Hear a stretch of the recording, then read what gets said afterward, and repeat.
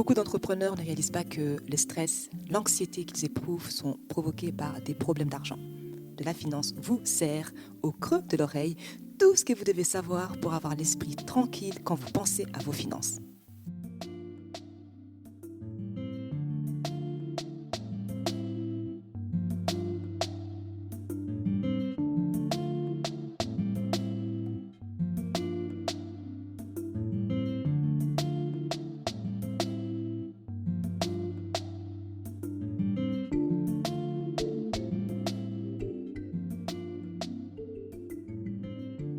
Hello tout le monde, bienvenue sur les podcasts de la finance, mais pas que. Nous aidons celles et ceux qui ont l'esprit d'entreprendre à se libérer du stress provoqué par l'argent et à bâtir de la richesse. Je suis Solange Baboy, consultante financière spécialisée en gestion d'argent. Aujourd'hui, on va se plonger dans vos rêves. J'essaie d'expérience pour l'avoir vécu moi-même quand j'ai lancé mon business, qu'on peut se sentir seul dans l'entrepreneuriat, surtout quand tu n'as pas d'équipe derrière toi.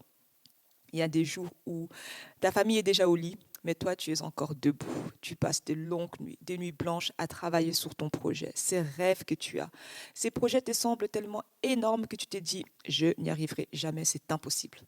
Je sais que tu peux te sentir seul face à tes pensées, que tu peux avoir l'impression que tu es la seule personne à galérer. Pour les autres, tout semble rouler tout seul. Tu as aussi l'impression que ces longues nuits de solitude que tu passes à galérer pour faire de ton rêve une réalité ne vont jamais se terminer. Bien souvent, tu te heurtes à tes faiblesses. Tu ne vois que ça.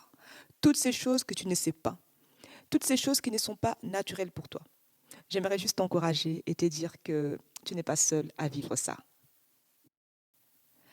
Je pense que les choses les plus incroyables qui nous arrivent dans la vie commencent par une histoire incroyable. Pour moi, ça a commencé quand j'avais 5 ans. Et je sais que tu dois sûrement te dire comment tu peux même t'en rappeler, tu n'avais que 5 ans. Pour être honnête, je ne me rappelle pas du tout en détail. Je vais juste vous dire ce qui s'est passé dans ma vie à l'époque, dans la vie de ma maman à ce moment-là. On vivait au fin fond du Congo, Zaïre à l'époque. Ma maman s'est réveillée un jour, à l'âge de 24 ans. Et comme beaucoup de personnes, sa vie ne s'est pas déroulée exactement comme elle avait planifié. J'avais 5 ans quand ma mère nous a laissés, mes 2 grandes sœurs et moi, pour venir en Europe. Elle est partie avec ma petite sœur qui avait 1 an. Elle a fait à contre-cœur car elle savait que c'était l'opportunité de nous offrir un meilleur avenir que celui que nous avions. Une fois en Europe, en Belgique plus précisément, c'était la grosse galère. C'est à cet instant précis qu'elle s'est mise en mode survie. En fait, il faut savoir que ma maman a toujours été une femme courageuse et battante. Quand elle avait une idée en tête, elle ne s'arrêtait pas avant de l'avoir réalisée. Et mon père, lui, il était encore étudiant.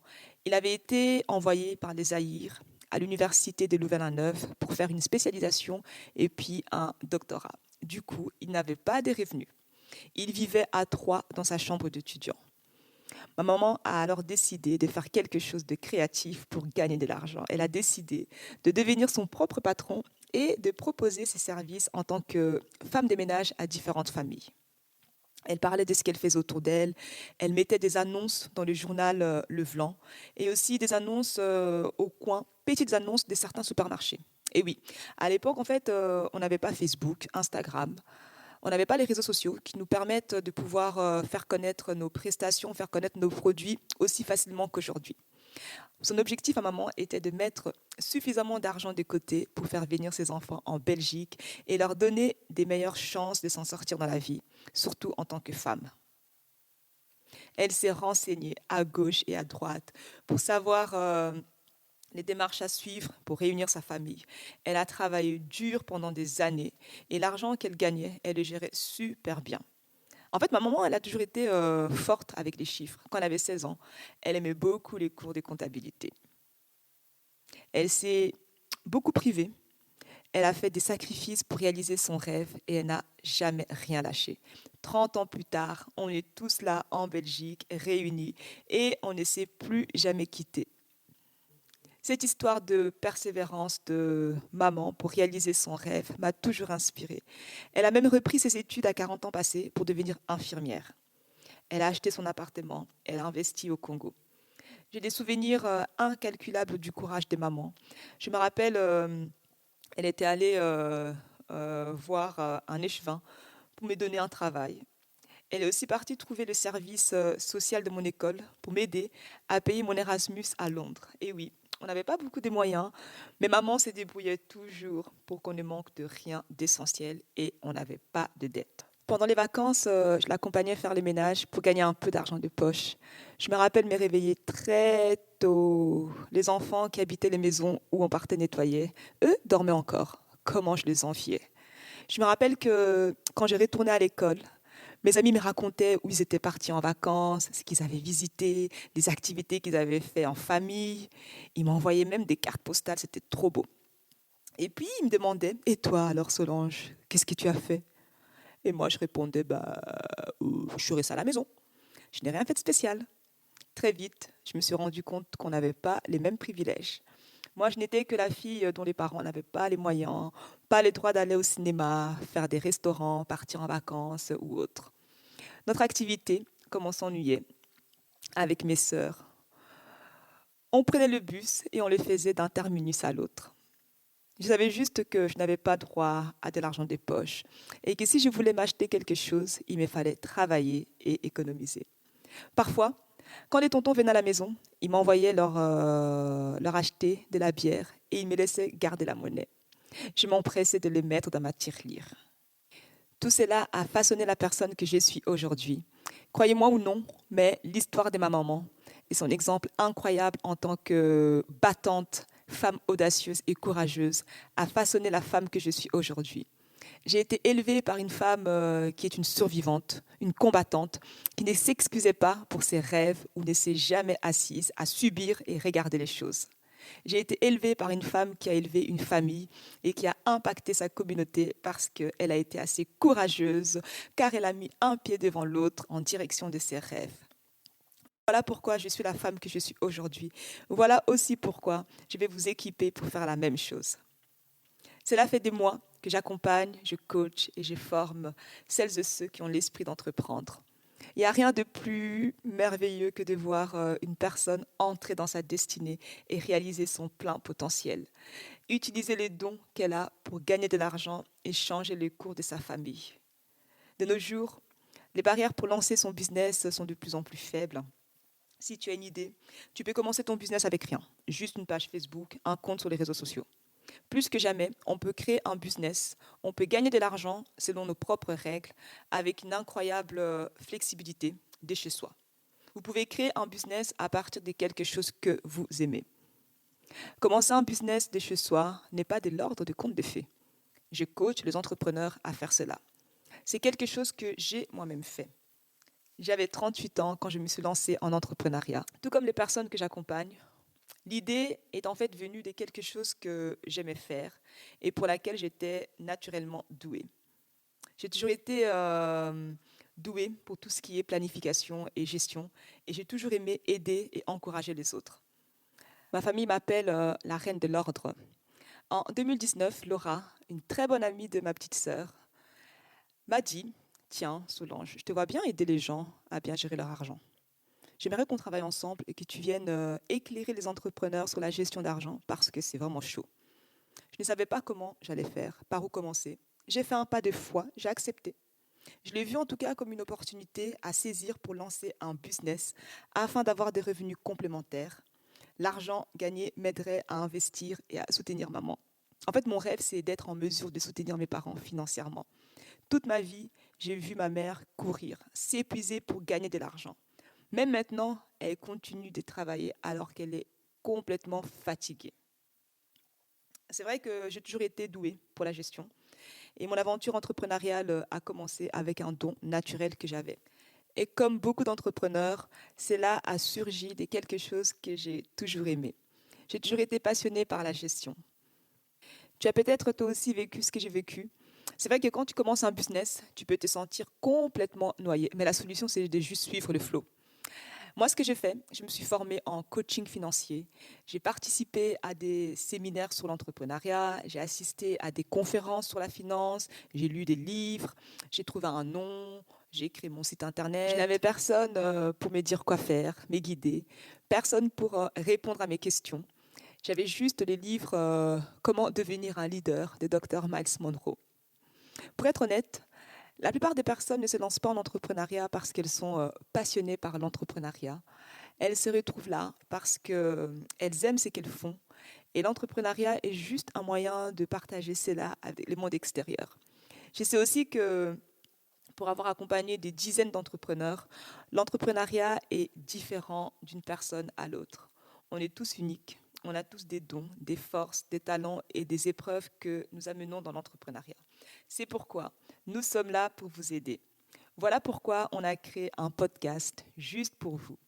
Ce podcast est basé sur ce que les entrepreneurs ressentent par rapport à la gestion financière.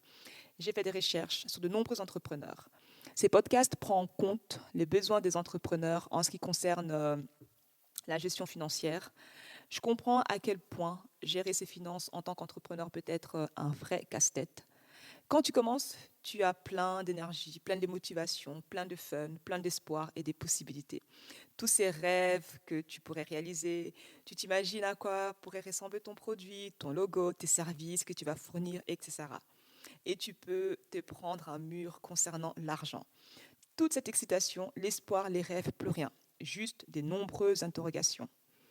J'entends encore des questions, des inquiétudes, des doutes soulevés par des entrepreneurs qui sont brillants, doués, démotivés tout simplement parce que l'aspect financier de leur business leur donne de sueur froide. Mais vous savez quoi? La gestion financière n'est pas si compliquée. Ça peut paraître casse-tête, mais c'est tout simplement parce que tu ne sais pas quoi faire. C'est pourquoi je suis là pour vous guider. C'est pourquoi j'ai un plan pour vous guider. J'ai des réponses à vos questions. La vérité est que quand tu as les plans dont tu as besoin, les réponses à tes questions, tu peux passer plus de temps à faire ce que tu aimes, ce pourquoi Dieu t'a créé. Voilà pourquoi c'est important d'avoir un moyen de rester motivé. J'aimerais que ces podcasts t'aident à rester motivé car c'est important d'avoir quelqu'un à tes côtés pour te guider pas à pas dans ton aventure entrepreneuriale. L'entrepreneuriat, c'est difficile. Tu vas rencontrer des obstacles, les choses ne vont pas toujours se passer comme tu l'aurais imaginé, tu vas avoir des échecs, tu vas commettre des erreurs. Tu sais quoi, ça peut être décourageant. Mais quand tu as des réponses à tes questions, quand tu as des bons outils pour réussir dans tes finances et quand tu as de l'inspiration pour te garder motivé, il te sera beaucoup plus facile de surmonter ces difficultés. Vous savez, il est très facile de se fixer des objectifs, d'avoir des rêves. Et pour être honnête, les fossés entre où tu es aujourd'hui et où tu veux être demain peut être énorme et décourageant. Même quand tu as un plan, parfois tu as besoin de ce petit encouragement. J'aimerais que tu écoutes ces podcasts, que tu restes motivé, que tu restes inspiré. Et par-dessus tout, je veux que tu saches qu'avec les bonnes stratégies et des bons outils, tu peux toi aussi réussir financièrement. Et ce qui est fort avec la communauté de la finance, mais pas que, est que tu te connectes à nous via les podcasts, les réseaux sociaux, les ateliers et les événements qu'on organise. Tu es entouré par des dizaines d'entrepreneurs qui sont dans le même bateau que toi. Il y a quelque chose de puissant dans l'effet de se connecter avec d'autres personnes qui ont des rêves similaires aux tiens, qui partagent les mêmes peurs, les mêmes galères que toi. Tu n'es pas seul dans l'entrepreneuriat. Et je sais que les finances peuvent être tellement personnelles. On n'a pas forcément envie d'en parler pour ne pas s'exposer au jugement des autres. Rien que la mention du mot finance peut faire peur. On peut se sentir très vite dépassé. Mais la vérité est que tu n'es pas obligé de faire ça seul. Les personnes qui réussissent les plus en entrepreneuriat ne s'isolent pas. Elles s'entourent des personnes qui les élèvent et les encouragent. Et c'est ce que j'aimerais que vous fassiez. J'aimerais que vous vous engagiez dans cette aventure, non seulement par vous-même, mais avec d'autres personnes. Ces inspirations et ces partages est ce qui va vous nourrir quand les choses vont s'écorcer. Mes amis, j'aimerais juste vous rappeler que vous avez été créés avec une mission à accomplir. Sache que cet appel, ces battements de cœur, ces rêves qui ne te lâchent pas, ce n'est pas un hasard. Ce n'est pas juste une pensée que tu peux étouffer et te dire je vais y revenir après. Vous avez été créé avec un plan et un but à réaliser. Le monde attend désespérément que tu te lances enfin. Si tu veux bien faire ce voyage avec moi et t'engager à faire ce qu'il faut pour maîtriser ton argent, tu ne vas pas seulement changer les cours de ta vie financière, mais tu prendras aussi beaucoup de plaisir à faire ce chemin pour arriver à ta situation idéale. Je ne veux pas que ces podcasts soient à sens unique. Je veux que tu sois impliqué. Et pour m'assurer que tu participes, je vais te donner des devoirs, des actions à faire après chaque épisode pour être sûr que tu mets en pratique ce que tu as appris. Alors, pour cet épisode, j'ai 2 devoirs pour toi. Le premier, t'abonner au podcast. Et le deuxième devoir, c'est quoi? C'est de poster dans le groupe Facebook de la finance, mais pas que, une question que tu as ou partager une difficulté, une peur, un obstacle que tu as concernant ta gestion financière. Allez, on se met au travail et donne-nous ton feedback. Je vous donne rendez-vous au prochain épisode pour commencer notre aventure ensemble. Prenez bien soin de votre argent et que la paix financière soit avec vous. Bye! Pour que l'argent ne soit plus une source de stress, apprends à le gérer grâce à de la finance.